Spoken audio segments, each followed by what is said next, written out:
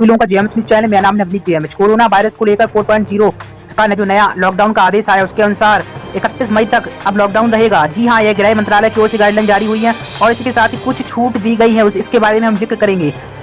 पूरी खबर को देखिएगा। कोरोना संक्रमण को देखते हुए केंद्र सरकार ने देश में लॉकडाउन को 31 मई तक बढ़ा दिया है।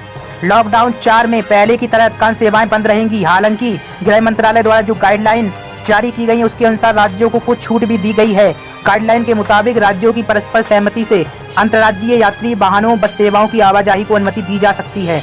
तो ये गृह मंत्रालय का फैसला है। साथ ही कहा गया है कि राज्यों और केंद्र शासित प्रदेशों को अपने अपने यहाँ कोरोना वायरस संक्रमण के हालात को देखते हुए रेड, ऑरेंज, ग्रीन जोन बनाने का अधिकार दे दिया गया है। इसी के साथ ही राज्य सरकारें अब रेस्तरां से होम डिलीवरी की छूट देने पर फैसला ले सकती हैं। यानी डिपेंड किया गया है, राज्य सरकारें अगर चाहें तो भाई होटल से होम डिलीवरी की सुविधा जो खाने पीने का सामान है भाई चालू कर सकती है। ये डिपेंड करेगा राज्य सरकारों के ऊपर, अगर वह फैसला लेना चाहे तो। आपको बता दें, गृह मंत्रालय द्वारा जारी गाइडलाइन में कहा गया है कि 2 राज्यों के बीच परिवहन सेवा या बस सर्विस शुरू करने का निर्णय दोनों राज्यों का सरकार ले सकती है। जैसे मान लीजिए उत्तर प्रदेश से मध्य प्रदेश जाना है, दोनों राज्यों के सीएम तय करेंगे कि उनके यहाँ सेवाएं चालू रहें या फिर नहीं। राज्यों के अंदर बस या परिवहन सेवा शुरू करने का फैसला संबंधित राज्य या केंद्र शासित प्रदेश के द्वारा लिया जा सकता है। आपको हम दिखा रहे हैं, ऑफिशियली जो जानकारी दी गई है।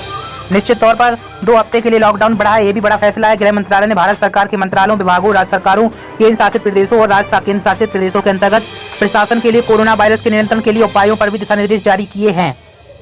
आपको बता दें, जो अहम फैसला हुआ है उसके बारे में भी।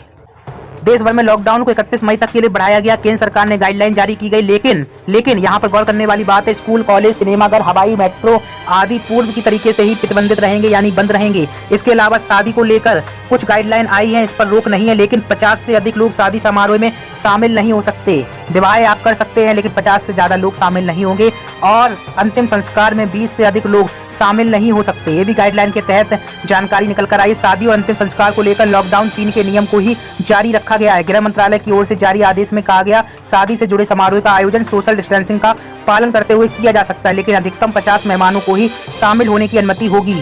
तो ये जानकारी दी गई है। और अंतिम संस्कार में 20 लोग ही सम्मिलित हो सकते हैं और बाहर निकलने से पहले मास्क से फेस को कवर करना अनिवार्य है। बार बार साबुन से हाथ धोने या सैनिटाइज करने के अलावा 2 गज की दूरी बनाए रखने की भी सलाह दी गई है। यहाँ पर हम आपको दिखा रहे हैं अहम गाइडलाइन। इसके अलावा सभी तरह के सामाजिक, राजनीतिक और धार्मिक समारोह को प्रतिबंधित किया गया, यानी जिस तरीके से अभी कार्यक्रम नहीं हो रहे हैं और वह ऐसे ही जारी रहेंगे, कोई भी कार्यक्रम नहीं होंगे।